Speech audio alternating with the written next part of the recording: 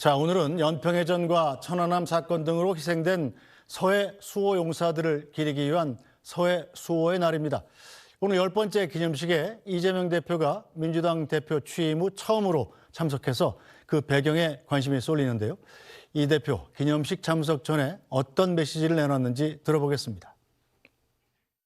북한의 기습 공격과 도발에 맞서서 서해 바다를 수호한 영웅들을 기억합니다. 제2연평해전부터 천안함 피격, 연평도 포격전까지 국민의 안전한 일상을 위해 목숨을 바쳐 산화한 55인의 용사들과 모든 장병들의 헌신이 있었기 때문에 지금의 대한민국이 있습니다. 가슴 깊이 경의와 추모의 마음을 전합니다. 네, 저 장경태 의원. 일단 이재명 대표가 오늘 민주당 대표 된 이후 처음으로 서해 수호의 날 기념식에 참석을 했는데 그동안에는 왜 참석하지 않았던 거죠? 뭐 특별히 참석하지 않았던 건 아니고요. 저희도 지도부 중에 일원이나 소속 의원들이 그래도 이 참석을 해왔습니다. 그렇기 때문에 아마 이 대표 차원에서 대표께서 직접 가신 게 첫 참석이라는 데 의미가 있는 것 같고요. 경북 산불 현장도 그렇고 또 서해 관련된 연평해전 이 추모식도 그렇고 다들 이재명 대표께서 보다 더 폭넓게 경청하시기 위해서 이런 행보를 하시는 것이 앞으로 아무래도 지금 위로받을 곳이 없는 국민들에게 좀 더 좋은 행보가 아닌가라고 생각을 합니다. 네, 자, 윤기찬 위원장님. 일단 이재명 대표가 오늘 최고위원회에서 북한의 기습 공격 또 도발을 언급하면서 명확하게 북한을 책임을 언급하지 않았습니까? 그동안의 자세가 좀 달라졌다 이런 게 좀 느껴지십니까? 정리를 잘 해주신 거죠. 네. 왜냐하면 그동안에 사실 이 천안함과 관련돼서는 초창기에는 뭐 갑론을박이 있을 수 있는데 국제적 공조를 통해서 조사 결과가 엄연히 발표가 된 이후에도 가짜 뉴스가 많이 돌아다녔어요. 그 가짜 뉴스에 의해서 피해받는 분은 유족뿐만 아니고 생존 장병들입니다. 그러니까 좌초설, 뭐 아니면 뭐 자폭설, 뭐 여러 가지 설이 있었잖아요. 특히나 좌초설 같은 경우에는 그 생존 장병들의 실수라는 거잖아요. 그런데 아직까지도 일부 유튜버들은 그걸 통해서 뭐 돈벌이라는 평가를 받는 그런 행위들을 하고 계신데 어쨌든 저렇게 민주당 그 정당 대표께서 정리해 주시면 앞으로는 그런 이제 그 가짜 뉴스가 활개치는 이런 현상은 없을 것으로 보이는데 다만 그간의 일부 정치인분들이 그 본인들이 했던 말에 대해서는 명확히 바로잡아주길 바란다. 예를 들면 제가 이름을 언급하지 않겠습니다만은 모 의원은 뭐 제가 금방 말씀드린 그런 좌초설이나 충돌설 이런 부분 관련된 입장을 냈고 그 입장을 바꾼 말씀을 아직 안 하고 계시단 말이죠.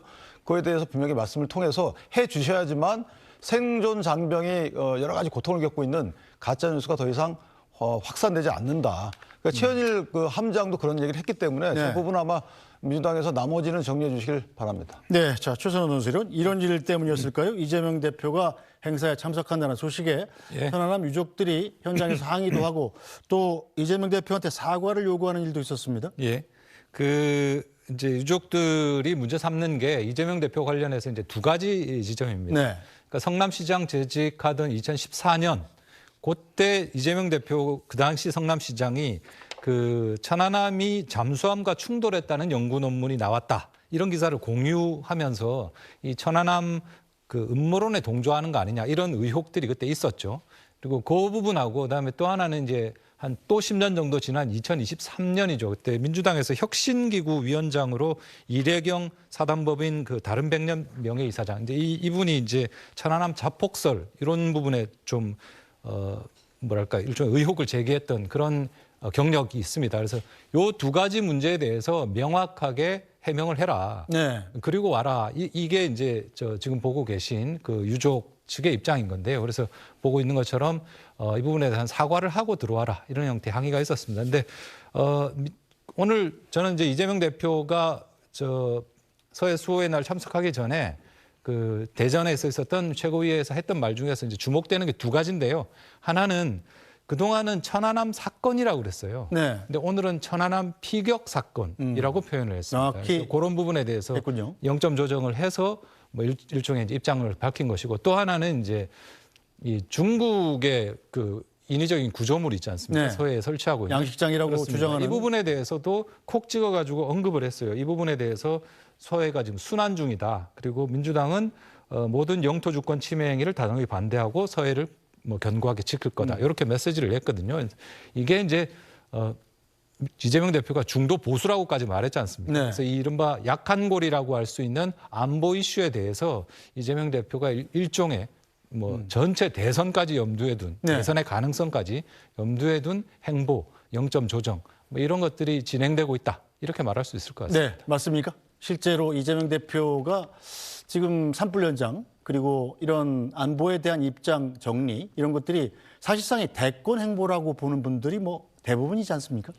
방금 말씀드렸듯이 국민께서 지금 위로 받으실 데가 없는데요. 어찌됐건 이 원내 제1당의 대표로서 많은 국민들을 정말 뭐 어려운 상황이거나 또 듣기 싫은 소리 들을 수도 있죠. 그런 과정을 입틀막 하지 않고 많은 국민들을 더 찾아뵙기 위해서 노력하고 있는 것은 좀 고무할 만한 일이라고 보고요. 또 논설 의원께서 말씀하셨듯이 이 천안함 피격이라고 당 대표께서 정리하신 만큼 아마 추가적인 앞으로 차후에 논란은 없을 것으로 봅니다.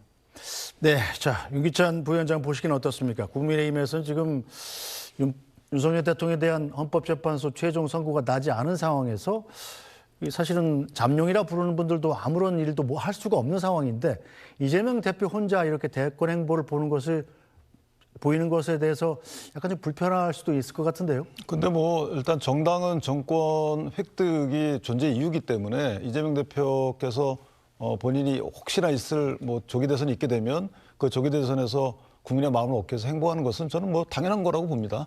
다만 그 조기 대선 행보를 과정에서 뭐 약간 분란이 있을 법한 이런 그 뭐 여러 가지 언행만 없으면 된다고 보고 다만 이재명 대표께서 이렇게 기존에 지금 이제 2심에서 무죄를 받고 진행 중입니다만은 나머지 사법 리스크를 갖고 행보하는 것이 과연 민주당 입장에서 좋은지 그렇지 않은지에 대해서는 그걸 또 이제 국민이 또 다른 판단을 할 거기 때문에 네. 저는 개인적으로 레이스를 어느 분이 먼저 출발했는지가 중요한 게 아니고 실제 마지막 결승선에서 그 당시 상황이 제일 중요하다고 봅니다. 그래서 네. 뭐 사실은 4년 내내 대선 운동을 한다고 해서 그분이 대선에 당선되는 건 아니잖아요. 그래서 그런 부분은 국민의힘에서 개의치 않을 만한 상황이다 이렇게 생각합니다. 알겠습니다.